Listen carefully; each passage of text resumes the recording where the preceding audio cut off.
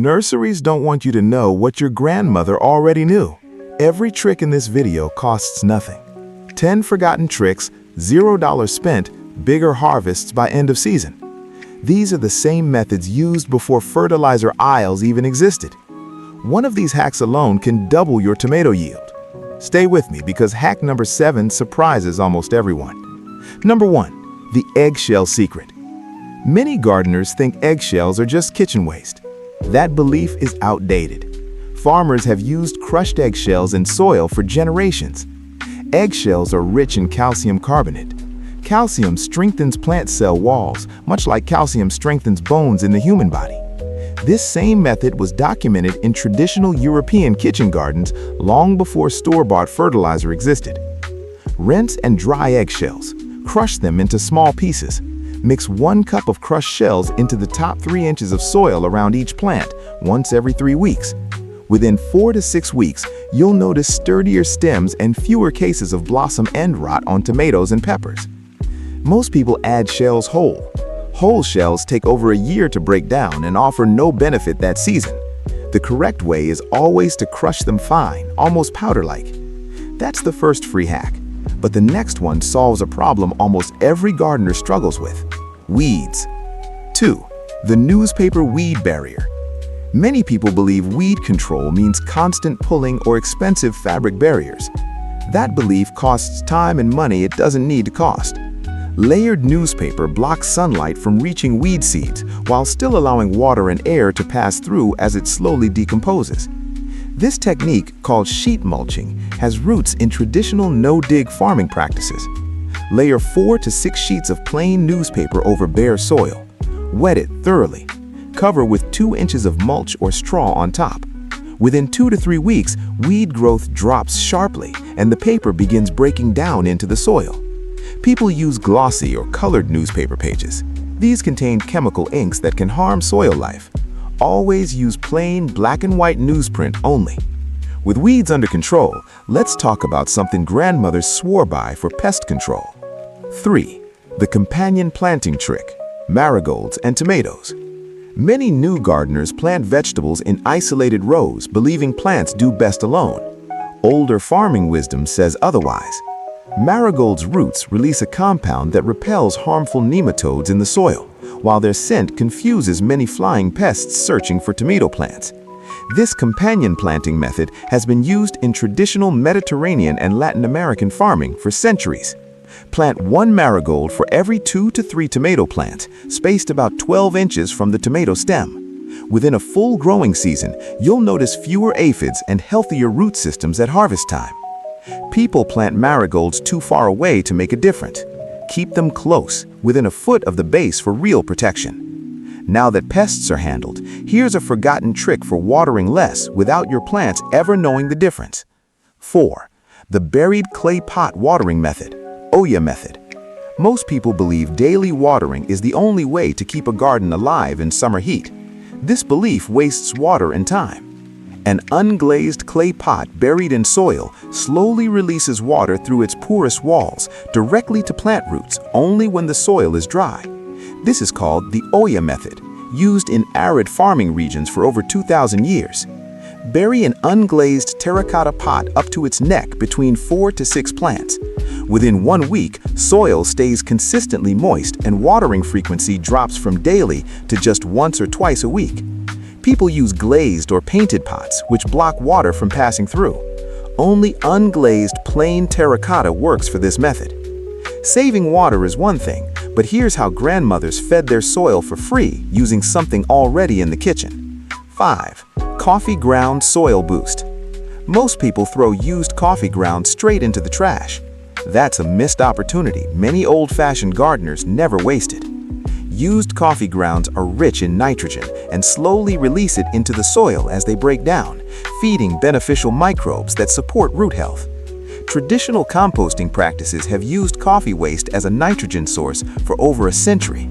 Sprinkle a thin half-inch layer of used coffee grounds around the base of plants once every 2 weeks. Mix lightly into the top soil. Within 3 to 4 weeks, leafy vegetables especially show darker green color and stronger growth. People pile on thick layers, believing more is better. Thick layers can compact and block water. A thin layer is always correct. That's 5 hacks down. The next one is the one most people get completely backwards. That's 10 forgotten hacks, all free, all proven by generations of gardeners before us. You didn't need a single new product to get here, just a little old wisdom. Thank you for spending this time in the garden with us. If even one of these hacks helps your garden, a like helps another gardener find it too. And if you'd like more grounded, no-nonsense gardening wisdom, consider joining us here. 6. Banana Peel Potassium Boost. Most people believe banana peels are only good for the compost pile, taking months to matter. Old-time gardeners knew a faster, more direct way to use them. Banana peels are rich in potassium, a nutrient that strengthens root development and improves flowering and fruit set. This practice has long roots in traditional home garden feeding methods, well before store-bought potash existed. Chop one banana peel into small pieces, bury it 2 inches deep at the base of flowering or fruiting plants once every 2 weeks. Within 4 to 5 weeks, expect more blooms on flowering plants and better fruit set on peppers and tomatoes. People lay peels on top of the soil instead of burying them. That handles potassium. Next, a mineral trick many gardeners swear by but rarely explain correctly. 7. Epsom salt magnesium trick. Many gardeners think yellowing leaves always mean a plant needs more water. That assumption is often wrong, and it can make the real problem worse. Epsom salt contains magnesium sulfate. Magnesium is a core part of chlorophyll, the compound that gives leaves their green color and drives photosynthesis. Magnesium deficiency correction using Epsom salt has been documented in home gardening practices for over a century. Dissolve 1 tablespoon of Epsom salt into 1 gallon of water. Apply as a soil drench around the base of plants once a month. Within 2 to 3 weeks, yellowing between leaf veins fades and new growth appears a deeper green. People apply Epsom salt weekly, assuming more is better. Over-application can cause magnesium buildup and block calcium uptake. Once a month is enough. This is the hack most people get backwards, just as promised. Now, here's how grandmothers protected plants from disease without a single chemical spray. 8. Cinnamon as a natural fungicide. Many gardeners reach for chemical fungicides at the first sign of mold or damping off in seedlings. A simple kitchen spice handled this problem long before those products existed. Cinnamon contains natural antifungal compounds that stop fungal spores from developing on soil surfaces and cut stems.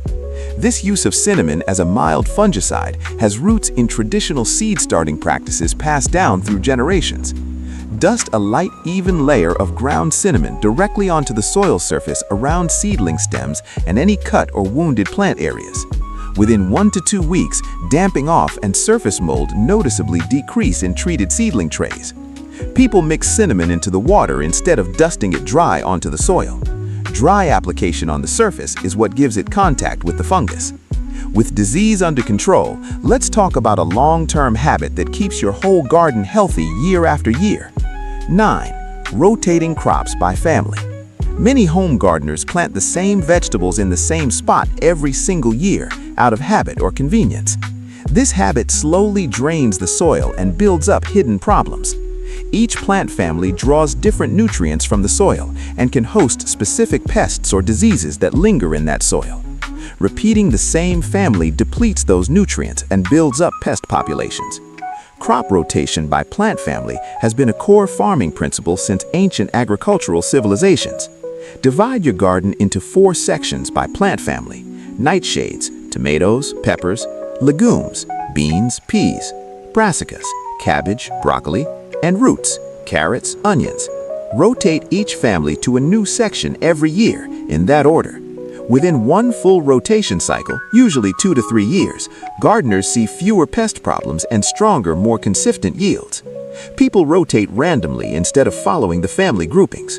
Random rotation misses the point. Always rotate by plant family, in a consistent order. That's a long-term habit worth building. Now for the final hack, an old trick for balancing soil that costs nothing. 10. Wood ash soil balancer.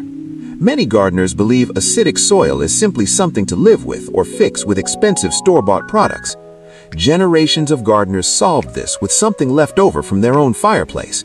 Wood ash is rich in calcium carbonate and potassium, which raises soil pH and neutralizes excess acidity, similar to garden lime, but slower and gentler. This practice dates back to traditional farming communities that used hearth ash to correct acidic soil long before commercial lime. Sprinkle a thin, even layer of about half a cup of cooled wood ash over each square yard of soil. Work it lightly into the top 1 inch. Apply no more than twice a year. Within one growing season, soil pH becomes more balanced and plants that struggled before show improved, steady growth. People use ash from treated or painted wood or apply it too heavily. Only use ash from clean, untreated wood and always in small, measured amounts. That completes all 10 hacks, simple, forgotten, and completely free. Don't forget to like and subscribe our channel.